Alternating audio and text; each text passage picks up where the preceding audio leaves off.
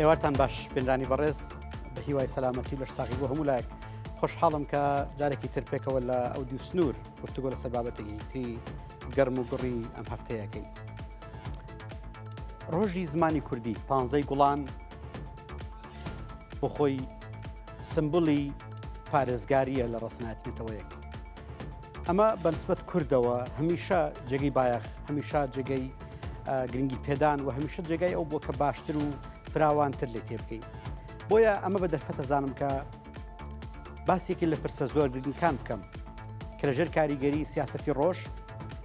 لەژێر کاریگەری هەژمونی میدیا و ڕۆشنگەری، لەژێر کاریگەری دەسەڵاتە جیاوازەکاندا هەمیشە بۆتە پرسێک بۆ ئەوەی کە کاریگەری لەسەر کۆمەڵگەکاندا بنێت. سیاسەتی زمانی، سیاسەت و پلاندانانی زمانی لە ڕۆژهەڵاتی ناوەڕاستدا ئەو پرسە بێت کە ئەم ئێوارەیە لەگەڵ دوو میوانی زۆر بەڕێزم هەڤاڵ حەمید دڵبەهار لە توێژەر و زمانەوان لە ئامەد لە باکووری کوردستان و هەروەها مامۆستا فەریدون سامان سەرنووسەری گۆڤاری زمان و زار لە هەولێر گفتوگۆ لەسەر ئەم بابەتاکەین. سیاسەتی زمانی لە پێکهاتەکەیە، لە پێناسەکەیە، لە تێگەشتنەکەیە بریتە لە 4 پایی سەرەکی کە کاریگەریە خاتە سەر ڕەوشی زمانە جیاوازەکان لە کۆمەڵگە جیاوازەکانە. ئێمە باسی ڕۆژهەڵاتی ناوەڕاست دەکەین. لەناو ڕۆژهەڵاتی ناوەڕاستیشە مەبەستمانە تێ بگەین کە وڵاتان چۆن لەژێر هەژمونی سیاسەت، هەژمونی دەسەڵات، هەژمونی ئابووری و اقتصاد، هەژمونی میدیا و ڕۆشنگەری و تەنانەت لە ئێستاە لەژێر کاریگەری و هەژمونی زیرەکی دەستکردا سیاسەتی زمانی خۆیان داڕێژن. وە زمانی کوردی لەکوێی ئەم سیاسەتیانەیە کە وڵاتانی دەوروبەری کوردستان لەو دیوستوری کوردستانەوە کاریگەریان هەیە، ڕۆڵیان هەیە و تا ڕادێکی زۆر بۆتە جێگەی بایەخ کە ئێمە پێویست تێ بگەین. بۆ نمونە وڵاتی ئەوروپیمان هەیە زیاتر لە وڵاتێکی ڕۆژهەڵاتی ناوەڕاست کە کوردەکانی تیا ئەژین گرنگی بە زمانی کوردیەدا. سیاسەتی زمانیمان هەیە لە وڵاتانی لە هەندێک وڵاتی ئەوروپا جێگە و بایەخی زمانی کوردی تایە بەرجەستتر، کاریگەرتر، ڕۆشنتر، ڕەونەقترە لەوەی کە لە ناو وڵاتێکی ڕۆژهەڵاتی ناوەڕاستای بین کە وەکو ئاماژەم پێکرد نیشتیمانی کوردانە، کوردستانیانە و کوردەکانی تیانیشتە جێبن. ئەم پرسانە پێکەوە گفتوگۆکەین لەگەڵ هاوڕێیان بەڕێزم لە ئامەد و لە هەولێر. ئێوارە باش هەڤاڵ حەمید دڵبەهار زۆر خۆشحاڵم کە گوێم لە دەنگ دەبێ. حەزەکەم لەوە دەست پێ بکەین کە چۆن بە شێوازە گشتەکەی ئێستا ڕەوشی زمانی کوردی ببینین لە باکووری کوردستان، لە ڕۆژاوای کوردستان، لە باشوور و هەروەها لە ڕۆژهەڵاتی کوردستان. بە شێوازە گشتەکەی ڕەوشی زمانی کوردی لە ئێستاە لە ڕۆژهەڵاتی ناوەییندا چۆندا؟ بەێ یا ڕاست ئەس دەسەریدا وە برێزاری سلااف دیکەم ناوێ من بەری حەمید بوو لێمە گۆ ئەز بێ جیهانێ بناوێکی کوردی بچنیش بەرێ چەندە من بۆیە گوتم هەڤاڵ حەمید دڵبەهار ینی هەردوو ناوەکەمان گوت. هەڤاڵ دڵبەهار بەێ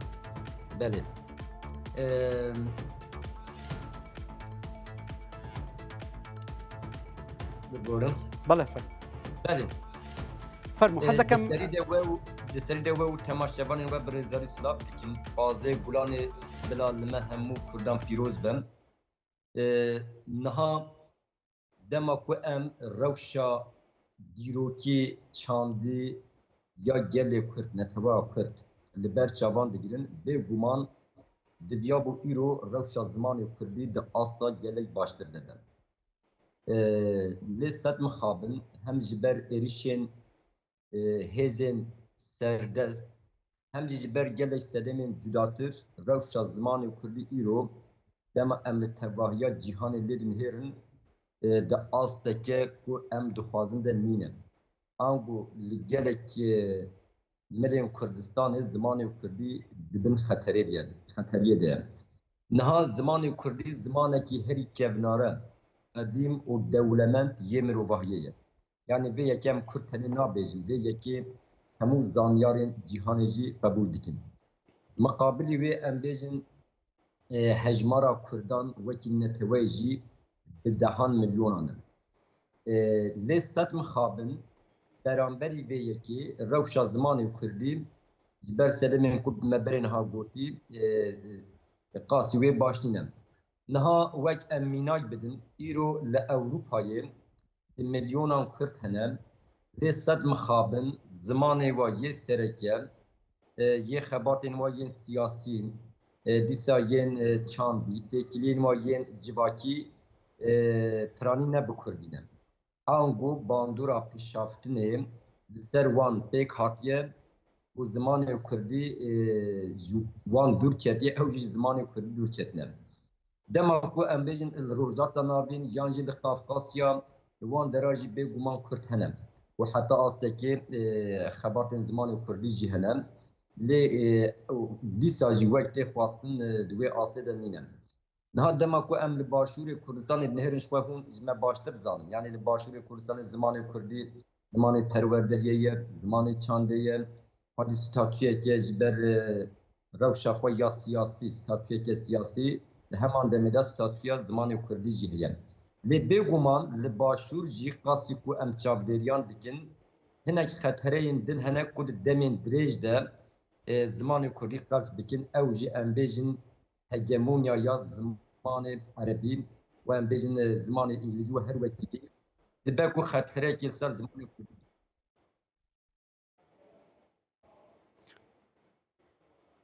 بەڵێ گوێمان لە بەڕێستە هەڤاڵ دڵبەهار گوێمان لە بەڕێستە فەرموو دیارە گرفتێکی تەکنیکی هەیە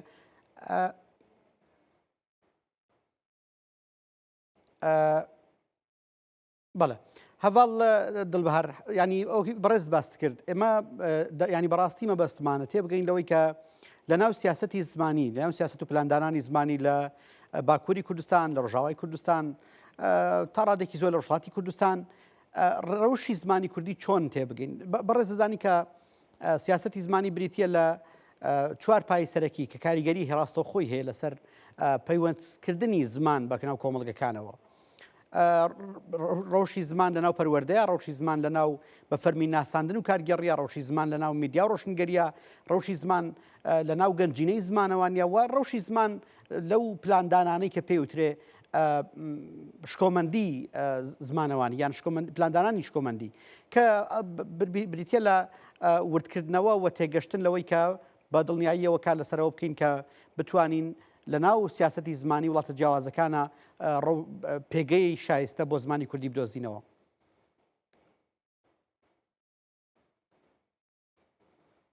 کاک فەریدون سامان مامۆستا فەریدون سامان خۆشحاڵم کە پێکەوەینە میێوارەیە دێمە لای بەڕێزت پاش ئەوەی کە جەنابەت زانی ڕۆژی 15 گوڵان ڕۆژی زمانی کوردی بوو حەزەکەم کۆی سەرنجەکەت بزانم بە شێوازە گشتیەکەی دەربارەی ڕەوشی ئێستای زمانی کوردی لە ڕۆژهەڵاتی ناوەڕاستە ڕاستیەکەی زمانی کوردی لە هەر چوار پارچەی کوردستان بەڕووی کۆمەڵێک ئاریشە و پرس بۆتەوە هەڵبەت ینی لە باشووری کوردستان چونکە بە دەستوور زمانی کوردیدانی پێدانراوە و زمانی فەرمیە لە هەرێمی کوردستان بەڵام لە هەمان کات بەڕووی کۆمەڵ کێشاتوتەوە لە بەشەکانی کوردستان ئەگەر ئاماژەی پێ بکەین لە باکوور تا ئێستا لە ماوەی 100 ساڵ لە ڕابردوو زمانی کوردی بە دەستووری ئەو وڵاتە خەدانکراوە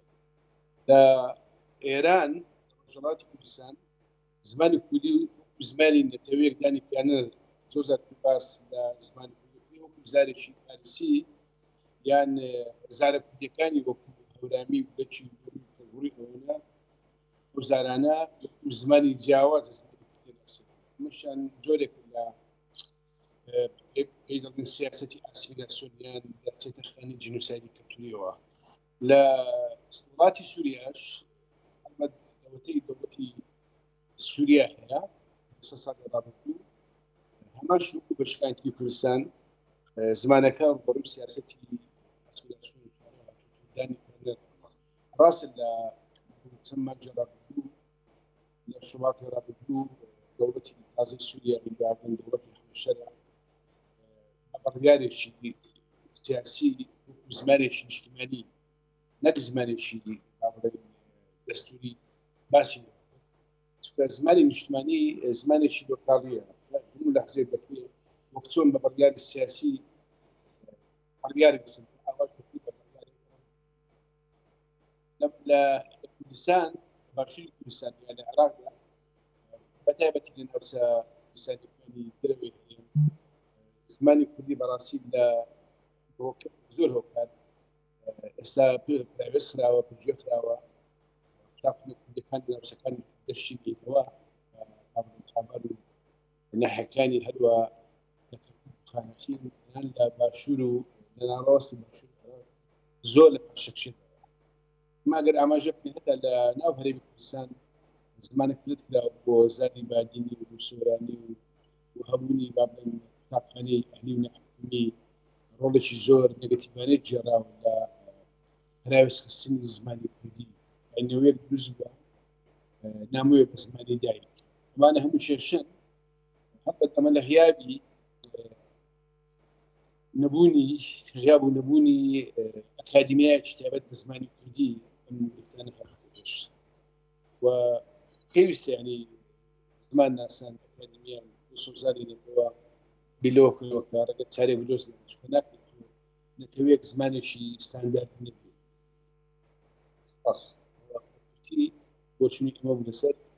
کێشەکانی زمانی کوردی بەڵێ مامۆستا فەریدون ئێستا کە سەرجەدەین لە ڕۆژهەڵاتی ناوەڕاستە بە شێوازە گشتەکەی ینی پرسی زمان هەمیشە دوو ڕووی جیاوازی هەبووە یان چەند ڕوویکی جیاوازی هەبووە لەلایەکەوە وەکو بابەتێکی دابڵۆسین بابەتێکی ستەمکارانە مامە لەگەڵ زمانە کراوە ئێمە مێژوویەکی دوور درێژمان هەیە لە باکووری کوردستان بۆ نمونە لە ڕۆژاوای کوردستان کە هەردوو دەوڵەتی شام و هەردوو دەوڵەتی تورکیا زۆر بە توندی مامەڵیان لەگەڵ زمانی کوردی کردووە و تا ڕادێکی زۆر ئەمە لە ژیانی کۆمەڵایەتی خەڵکیەوێ شارڕەنگی یاوەتەوە وای لێ هاتووە تەنان لە ڕۆژاوای کوردستان جناب بزانی لەژێر دەسەڵاتی ڕژێمی پێش و بەشارە سەدا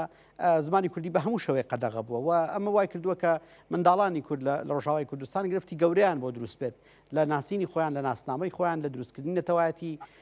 لە هەموو ڕۆکانەوە بۆیە حەزەکەم چەند لەسەر ئەو وڵاتە بەتایبەت بزانم ینی ئەم جۆرە مامەڵەکردنەی دەوڵەتە جیاوازەکان لەگەڵ سیاسەتی زمانیە کە بە درێژایی مێژوو کاریگەری هەبووە ئێستا لە چ ڕۆژێکە ینی ئەگەر تۆزێ ورتر باسی ڕۆژاوای کوردستان بکەین لە دوای دەرچوونی مەرسومێکەوە کە سەرۆکی ئێستای سووریا دەری کردووە زماناس و فیلسوفێکی ئەڵمانی هەیە بە ناوی لودڤیگ ڤینگشتاین دەڵێ سنووری زمانەکەی من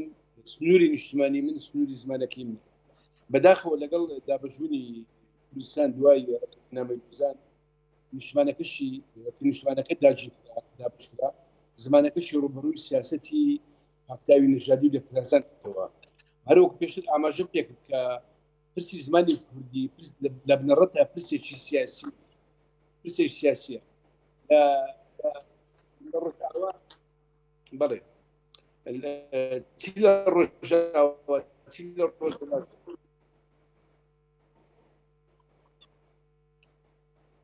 بەڵێ فەرموو مامۆستا گوێم لێتە من فەرموو ئەرۆکو ئاماژەم پێ کرد کە لە بنەڕەتە پرسی زمانی کوردی پرسێکی سیاسی نەتەوەییە چونکە دەوڵەتانی داژیکرد هەمیشە توانیویان لە ڕێی داژیکردنی زمانەکەمان دژاتیکردنی زمانەکەمان کۆمەلگای کوردەواری لێک بتراسێن کێشەی زۆر سیاسی کۆمەڵایەتی هەتا دەرونی بۆ تاچ کرد و کۆمەلگای کوردی دروست کرد بۆیە دەبین کە ڕاستیەکەی یەکێک لە داخواز هەرە سەرشتەکانی بزاوی ڕزگاری فارسی لە هەموو شتانی کوردستان چ لە باکوور چ لە ڕۆژاوا چ لە باشوور ڕۆژاوا بەدەموو شتێک پرسی زمانی کوردی بووە لە ڕۆژاوای کوردستان یا لە با بڵێن لە دەوڵەتی سووریا زمانی کوردی بەڕاستی زۆر بە توندی دژاتی کراوە کراوە یعنی ئێستا کە پرسەکە بەڕاستی لە داخوازی سیاسی نەتەوەیەک لە پرسی زمان و پرسی کەلتوری چەپ بووەوە لە باکووری کوردستانیش هەتا لەو ناوچە کوردستانی کە لە دەرەوەی باکووری کوردستان ژێژ زۆری بابن دیموگرافیانی کوردیە لە ناوچەکانی ئەستەمبوڵ و ئیزمیر چەندان ملیۆن هاوڵات کورد دەژین بەداخەوە یعنی زمانی کوردی تەنانەت لە کوردی شارە کوردیەکان و ئامەد زمانێک ئێستاکە ناموێ بە خەڵکی ناو شارەکە ینی نەوەیەک دروست بۆ نەوەی ئێستاکە ئەوانەی لە ناو شار بەحمی هەروەردە خوێندنیان بە زمانی کوردی بەڕاستی نامۆن بە زمانی کوردی بە زمانی دایک ئەمانە هەموو کێشانن کە بەڕاستی ڕوبەڕووی زمانی کوردی هاتوونەتەوە زۆر باشە هەواڵ دڵبەهار دێمە لای بەڕێزت ئەگەر گوێت لە دەنگی منە حەزەکەم سەرنجی بەڕێز بزانم دەربارەی ئەو چالاکیانەی کە لە ڕۆژی زمانی کوردی لە باکووری کوردستان بەڕێوەچوونەوە بە دیاریکراوی دەرچوونەوەی ڕۆژنامەی ئازادیا وڵات کە بەڕێستان کارتان تیا کرد. ئەم ڕێگە پێدانەی لە ئێستاە کە لە ناو باکووری کوردستانە ئەیبینین جێگەی بایەخە و ئایا لە چۆن ڕوانگەیەکەوە جەنابتان ئەتوانن گەشتبینانە باس لەمە بکەین کە ئایا بۆ داهاتووی زمانی کوردی لە باکووری کوردستان دەرەچێکی باش هەیە یان هێشتاش نەخێر گرفتی زۆر گەورەمان ماوە لە باکووری کوردستان ئێمە کێشەمان لەگەڵ سیاسەتی زمانی وڵاتی تورکیا هەیە هێشتا؟ بله نەهام لەگەل ئاوابوونان کۆمارە دەولەتا ترک زمانی کوردی هات قەدەخەکردن ji ber ku gelê Kurd hatibû qedexekirin zimanê Kurdî jî hate qedexekirin û em bêjin bi salan polîtikayên pişaftinê qedexekirinê û hewldanên ji holêrakirinê berdewam bûn. Lê di encama têkoşîna azadiya gelê Kurd de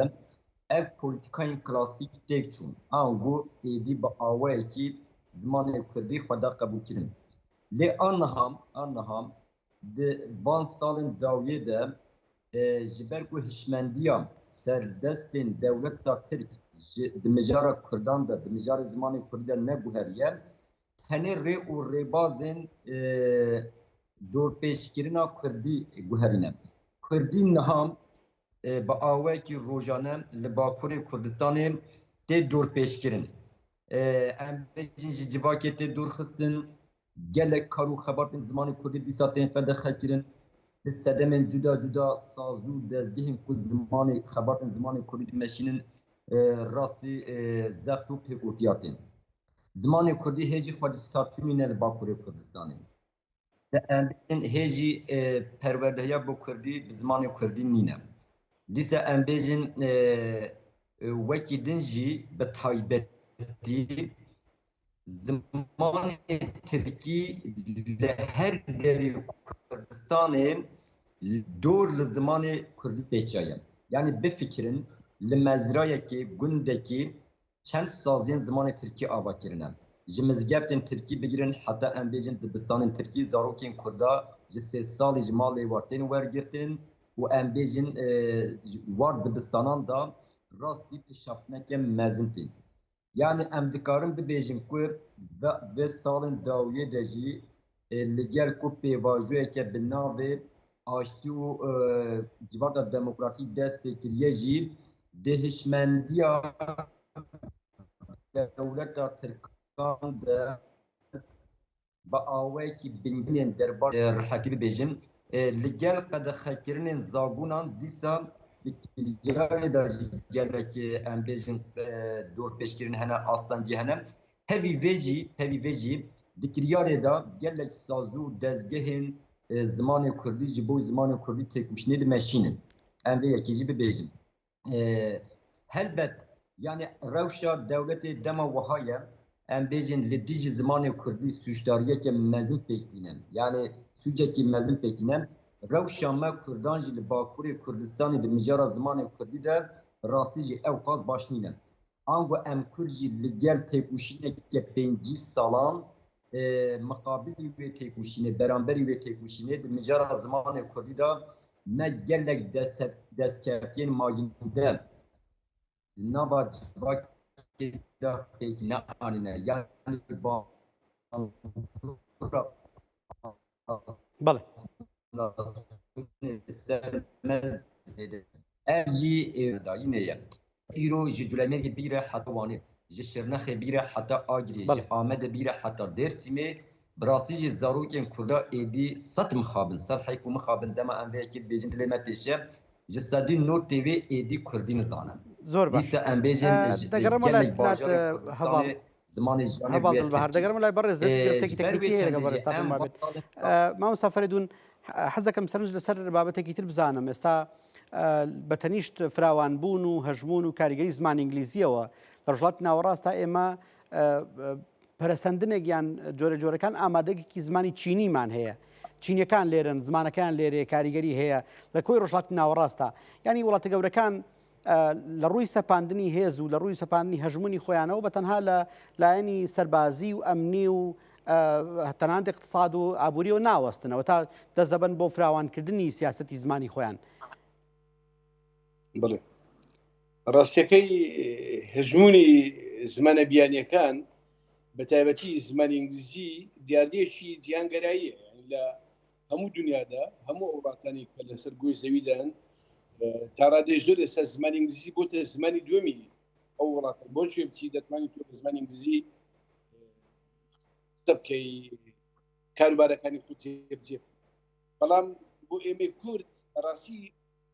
وەزعەکە ڕەوشەکە جیاوازە یعنی تۆ ئێمە خەباتێکی زۆر گەورەمانێک خەباتی زمانەوانیە یعنی دەبێ ئینسانی کورد مرۆڤی کورد کۆمەلگای کوردی بەر لە شتێک بەیاک بە زمان دەچکە زمانە و پێناسە با بڵێن تەقلیدیەکەی کە ناسنامێنێتەوەی ئێمە یعنی تۆ تەماشاکە ئەو ناوچە کوردیانەی لە ڕابردوودا لە ساڵانی ڕابردوو لە سەدەکانی ڕابردوو کە بەڕووی سیاسەتی پاکتاوی نەگەژادی و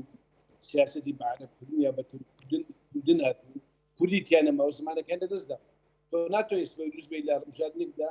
داوای بکەیت لەبەرەوەی ڕێژەی دانیشتوانەکەی کوردین بۆیە بۆ ئێمەمانان ڕاست یعنی دەکرێت ئێمە زمانی ئینگلیزی یا زمانی چینی یا زمانی فەڕەنسی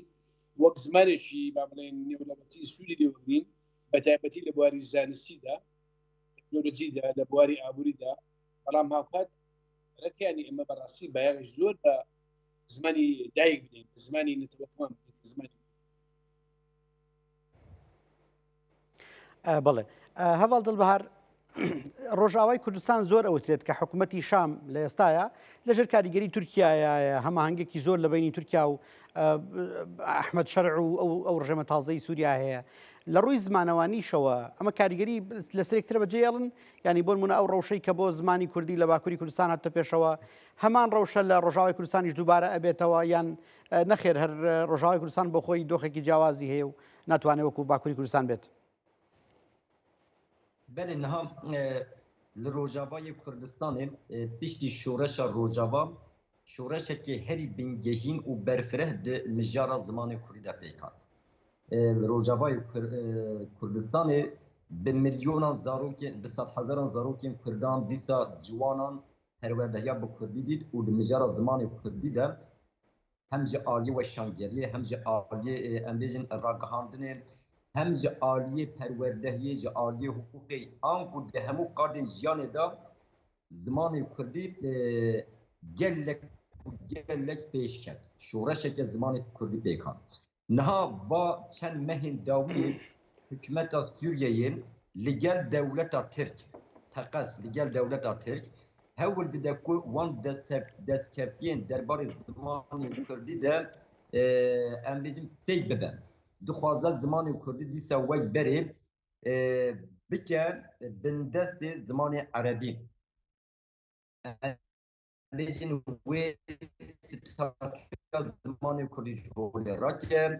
که وی جیانا کردی و به همان آوایی جیانا کردواج جوله را که نها دخوازه هول تیدن کل روجابای کردستان روشه که کل باکور کردستان تی قومی پیک بینن بروی چنده بگومان اف خطره که مزنم نها ام چما که ماسو نبسین دربار زمان کردی در نوا جواکا کردان دا وحاد بیجن اگر ام تثبیت خو باش نکن و راست ندین سر ماساین و به ری بازین گلک رادیکال چارەسەریان رادیکال اگر ام تر نگرم براستی جی روش زمان کردی بر خطره به تایبەتی جی لباکوری کردستانه یعنی ام به لگور دانهین بقادت بیجن برویجی دوی دما زخت و زورداریک لسر زمان کردی لروجابات تکرین یانجی لباکور کردستان ام وسا بفکرین که اف لدیجی همو ام بیجن ملین کردستان تکرین یعنی اگر دولت بیانی هزین بیانی بکار بن سبه دسبه دیوی ستاتیا باشور کردستان جیج دستی وان بگیرین و ام بیجن با آوین جدا دی رو شوان جی وکی باکور کردستان لیکن برویجی چاوک و ام بیجن دوی یکیتیان نتویا کرد لسر بنگه که دموکراتیک بیگ بید به همان آوایی ام گل جارال بیجن دوی همو کردین لباکور روجلاد روجابا و باشور کردستان کنگره خوین زمان کردی ساز بکن سازو دزگین خوین زمان کردی ساز بکن آنگو سازیه که لباشور کردستان دوی ده همان دمه ده خودی استراتژی پولیتیکا برنامه و امبیجن پلان سازی زمانی ین جبوی 4 ملی سهر 3 ملی کردستان یدین جبه دیسا روجاوا جبه همان آواییم نها ام لباکور کردستان به تایبتی با سالن داویه من تکوشنا زمان کردی خستیا روجه بیم ام وی تکوشنی حتی دست متیم بلند شانس تکمل باکور کردستان هیا اوجی چیه فکر و رامان و بیردوزو و بیر و بوچونا پولیتیک و ریخستنی یا کی جان تفگر و پارتی و سازو و دزگهم کردن لباکور کردستان چه به بلا ببه دمجار زمان کردی دا یکن یعنی هم داخوازین خواه ین لدیجی دستلاتداریا دولت آتر پرورده یا کردی ام دخوازن ستاتیاج بول کردی دخوازن ام دخوازن همون ناوین ku berê Kurdî û paşê hatine tepkîkirin li Kurdî bên vegerandin û hemû zagon û kiryarên ku pêşiya Kurdî digirin bên guhertin ji holê bên rakirin. Hemû partî û sazû û dezgehên li Bakurê Kurdistanê de vê mijarê de yekin. Lê pirsgirêka me ya mezin çi ye? Pirsgirêka me ya mezin ew e ku em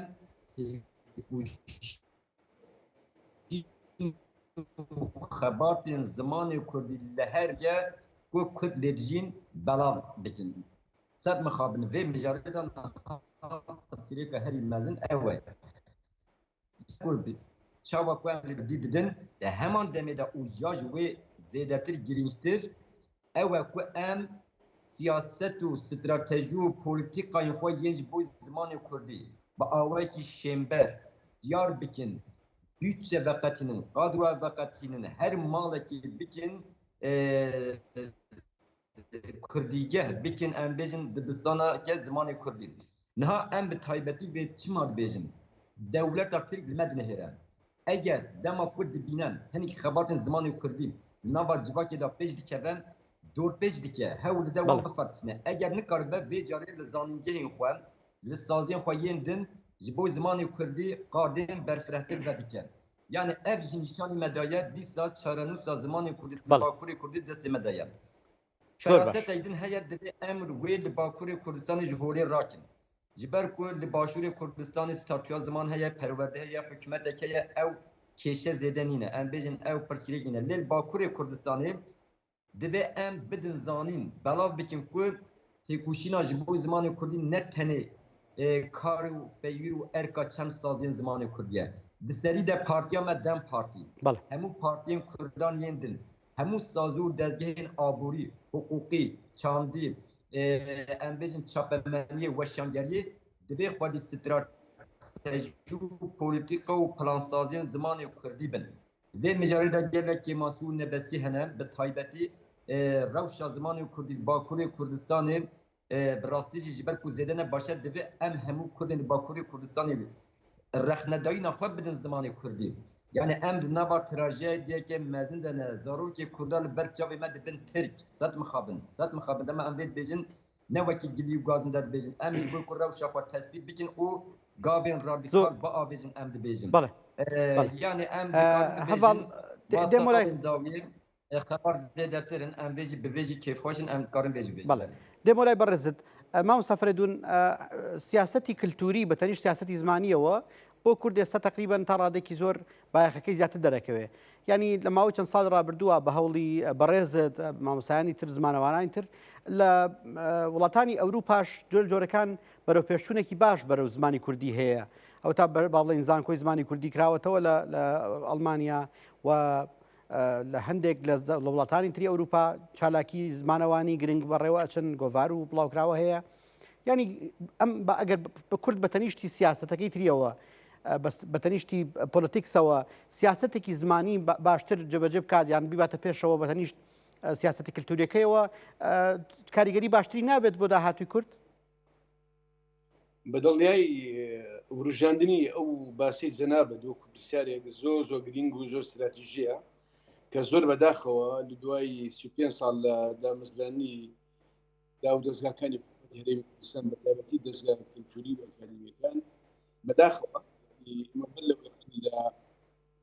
نەتەوەی سەردەستی تورک و فارس و عەرەب ببین ئەوێ ڕەخنەش لە دەسەڵاتی کوردی ببین کە بەداخەوەی سیاسەتێکی کلتوری و زمانەوانی نەبوو بۆ پرسی زمانی سەندادی کوردی بۆ نمونە ساڵانە بەدەیان ماستەر تۆرە ڕوانامە وەردەگرن لە نزیکەی 15 زانکۆ لە هەرێمی کوردستان هەیە بەشی کوردی هەیە بەڵام بەڕاستی ئەم بابەت توێژە زۆر خەمسار و کەمتر خەمن لە توێژینەوە لە سەرپرسەکانی زمانی کوردی وەک داردەیەکی ئێستا کە لە وڵاتانی ئەوروپا بە تایبەتی لە سوید و لە ئەڵمانیا و لە سویسرا لە بەلجیکا لە هۆلندا خوێنی کوردی هەیە لە شارێکدا لە شارۆچکێکدا ژمارەی سەرخێزانی کوردی بێ خۆریان وەرە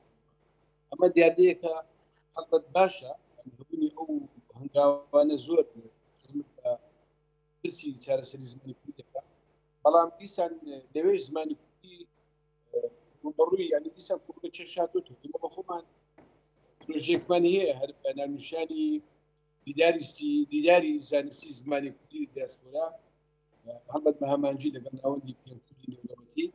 بەڵام تا ئێستا بەڕاستی نەماتوانیوە پێویست کارەکانمان جێبجێ بەرەوەی دیسان ئاماژە پێک لە غیابی زمانی ستانداردا زارە کوردیەکان ئەپڵی زمانی ستاندارد دەبین بۆ نمونە لە وڵاتە ئەوروپیەکان زۆرینەی زۆری کرمانجی ئاخێوەر هەیە سۆرانی بابن ئاخێوەر هەیە ئەوە چێشێ بۆ ناوچەکە بۆ وڵاتەکە بۆ هەتا مامۆستاکان هەتا بۆ ئەو منداڵە کوردانی کە لە وڵاتانە دەخوێنی ئیتر ئەوە ینی بەڕاستی پێم باش ینی چ لە ناو هەرێمی کوردستان لە ناو هەرێمی کوردستان چ لە دەرەوە بەڕاستی سیاسەتی کەلتوری زمانەوانی بێ بۆ ئەوی بەجددی بیر لەوە کاتێک خزمەت بە چێشەکانی زمانی کوردی بکات. بەڵێ خۆی بۆ کوردەمە واقعەکە یان ڕاستێک و گرنگێکی زۆر زۆری هەیە بە تەنیشت کاریگەری زمان جیاوازەکانەوە کورد بتوانێت تا ڕادێکی زۆر پەرە بە زمانی کوردی بدات و زمانی کوردی ببێتە زمانێک کە لە وڵاتانی تریش لە وڵاتانی دەرەوەی کوردستان لە دەرەوەی سنووری هەرێمی کوردستان لە دەرەوەی سنووری هەر چوار پارچەی کوردستانیش کاریگەری خۆی بسەلمێنێ ئەمە ئاکات کە بەڕاستی خواست بۆ فێربوونی زمانی کوردی لە لایەن خەڵکانی بیانیشەوە تا ڕادێکی زۆر ئەبێتە پێویستی هەڤڵ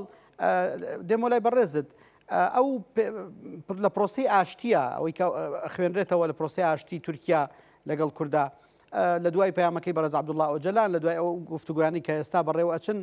پرسی زمانی کوردی بۆتە بابەتێک کە بە شێوازە گشتیەکەی ڕنگ بداتەوە لە با بڵێن لە داهاتووی دۆخی ئاسایی بوونەوەی یان دۆخی ئاشتی پرۆسەی ئاشتی تورکایە هیچ بایەخێک بە زمانی کوردی دراوە لەو چوارچەوەیە؟ بله جمعه پرسینه وسام مامۆستا دەنگ نهات بله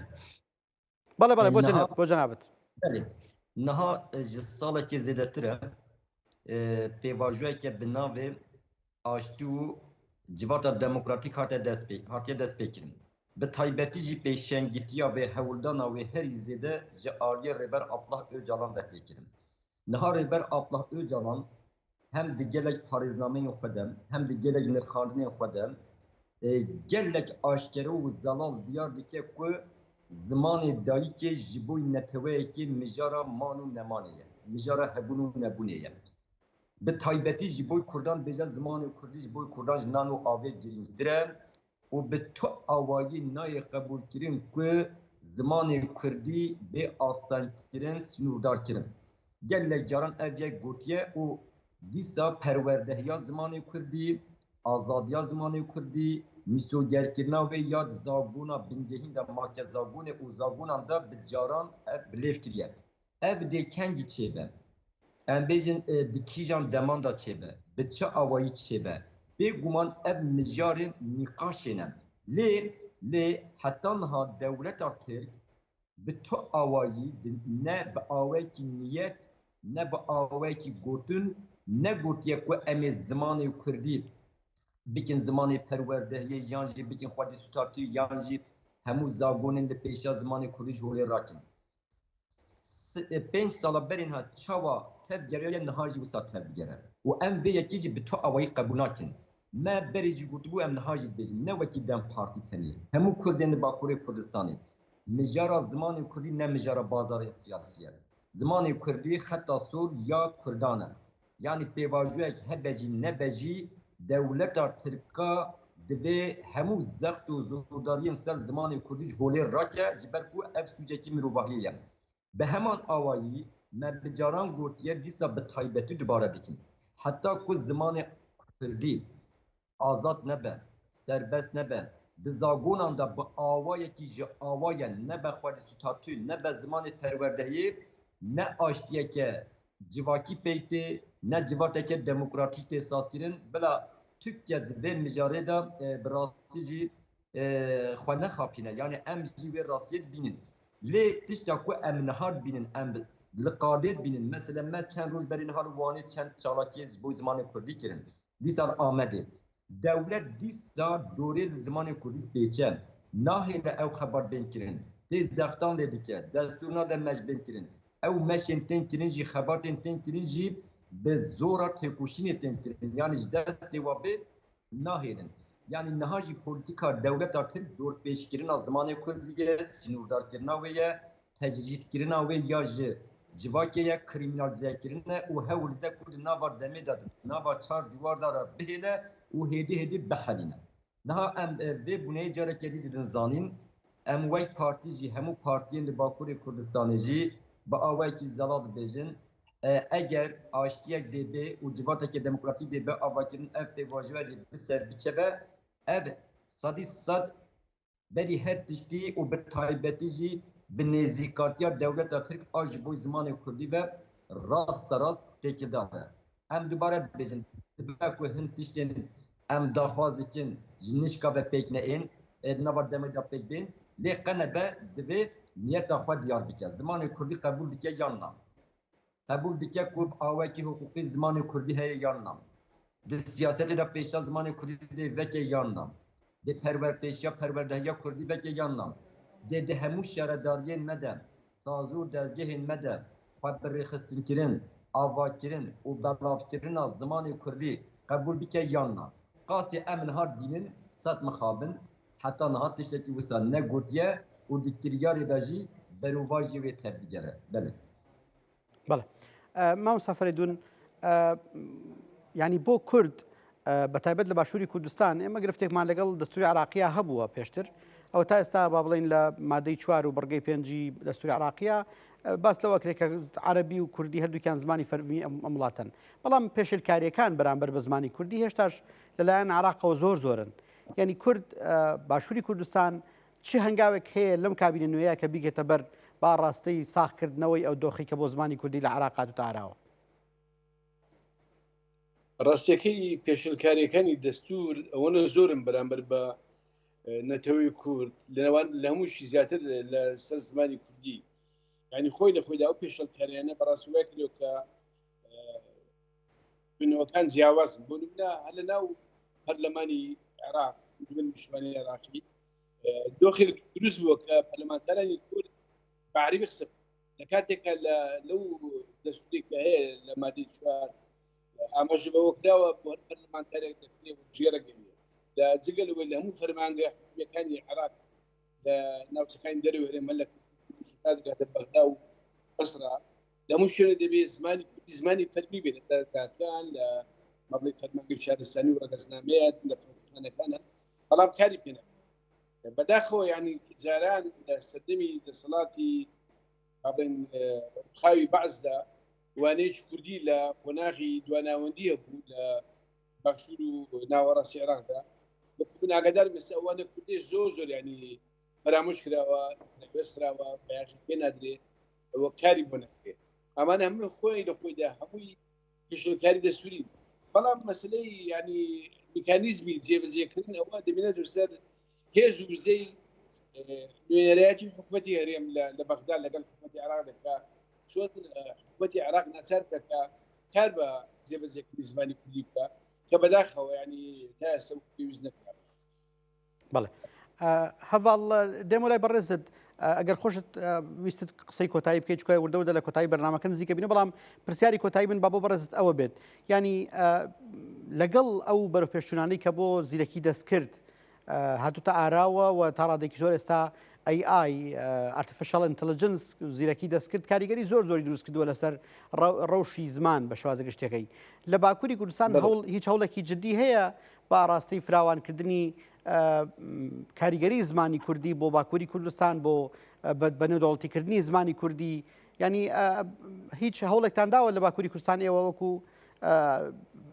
زمانەوانان وەکو توێژەرانی بواری زمانەوانی؟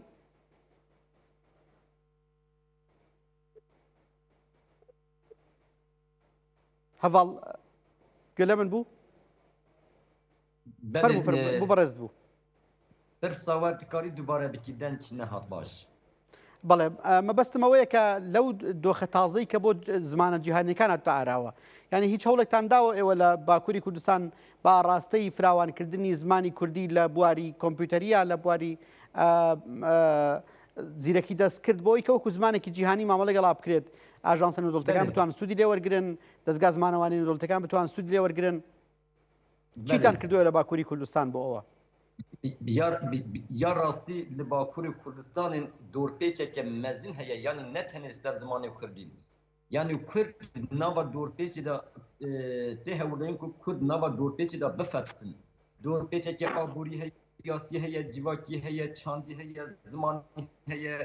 Yani gelek kes dixwazin kar û xebartan ji bo zimanê Kurdî bikin lê ji ber rewşa aborî, ji ber rewşên din sed mixabin wê jî nikarin. Lê tevî wê jî hewldanên takekesî û wekî din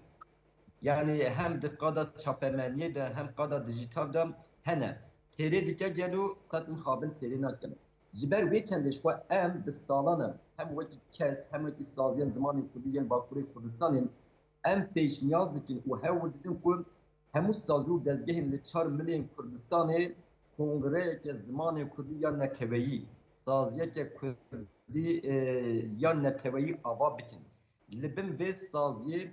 xebatên wêjeyî, çandî, hunerî, zimanî, kompîtergerî, em bêjin yên teknolojîk yani yên serdema me bimeşînin. Niha ji ber wê jî taybetî em di vê bineyê bang û gazî de hemû sazî û dezgehên li Başûrê Kurdistanê dikin. Fikr û raman û bîr û bûçûna kîjan saziyê çi bebira bibe. Em li dor zimanê Kurdî xebatên xwe ji bo ku xebatên xwe hevpar bimeşînin. Ji bo ku yekîtiyeke em bêjin neteweyî li dor zimanê Kurdî ava bikin em hewldanên xwe zêde bikin. Di heman demê de ji ber ku avantajên Başûrê Kurdistanê zêde ne divê hikûmeta Başûrê Kurdistanê çi Hewlêr çi Silêmaniyê hewl bidin ku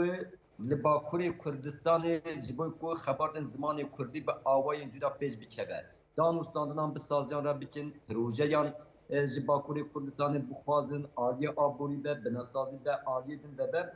divê hevgirtinek di navbera me de pêk bê, bi wî awayî em divê hewl bidin ku xebatên zimanê Kurdî di nava civaka Kurd ya Bakurê Kurdistanê de roj bi roj belav bikin. Yani taybetî ez dixwazim vê yekê diyar bikin benê. زۆر باش. مامۆستا فەرێدون کاتی بەرنامەکەم تقریباً کۆتایی هاتووە بەس ئەگەر جەنابیش سەرنجی کۆتاییت هەبێ پێم خۆشە گوێمان لێت بێ. ڕاستیەکەی من تەنها تێبینیم لەسەر ئەو بۆنەی ڕۆژی زمانی کوردی کە دەکاتە 15 گوڵانی هەموو ساڵ هەم بە دوونی کاتی خۆشی هەم با بڵێن بە کوردی سۆرانی بەبادینیش ئەم ساڵیش دوێنێکە کوردستان وتارێکم داکردەوە لەبارەی ڕۆژی زمانی کوردی ئێمە ڕەخنەمە لەسەر بۆنەیە چونکە بۆنەیە بەڕاستی بڕیاری شتێک لایەن بووە بڕیارێک نەبووە بۆ گەڕانەوە بۆ مەرجەعێکی زانستی ئەکادمی زمانناسی کۆدەنجێک بۆ هەموو بەشەکانی کوردستان ئەوان ڕۆژی 15 گوڵانی ساڵی 32 کە زەلا بەدرخان سەرنووسەری گۆبارێ وەناوی هاوار بەلفیا بێتای لاتینی لە کاتێکدا خۆشمان زۆرینەی زمانناسەن و کادوێنی کوردیان وایە گەڕانەوە بۆ ئەلفابێتایی لاتینی زەرەری زۆری بە ئەوە بابەتێکە بەڕاستی جێگەی بایەخە جێگەی گفتوگۆیە دەکرێت گفتوگویان لەگەڵا بکرێت میلاتێکی کەلتوری ئەدەبی ئێمە هەزار ساڵ زیاترە بووە ئەیترەوە خۆی لە خۆیدا بەڕاستی ئەو بابەتە گرینگە وە نابێ ئەوە بە هەستەوەریشەوە بە حساسی هاوڕام گفتوگۆی بەدڵنیاییەوە. زۆر سپاس میوانانی بەڕێزم مامۆستا فەرێدون سامان سەرنووسەری گۆڤاری زمان و زار لە هەولێر هاوڕێی بەڕێز هەڤاڵ دڵبەهار توێژەر و زمانەوان لە ئامەد بناری بەڕێز سوپاس بۆ بەڕێزتان کە تا ئێستا لەگەڵمان بوون بە هیوایەوەی کە ڕەوشی زمانی کوردی لە ڕۆژهەڵاتی ناوەڕاست لە وڵاتە جیاوازەکان لە ئێران لە تورکیا لە عێراق لە سووریا بگاتە واستەی کە لە ئاستی چاوەڕوانی تاکی کوردیا بێت. هەموو لایەک سەلامەت بن و خواتان لەگەڵ بێت.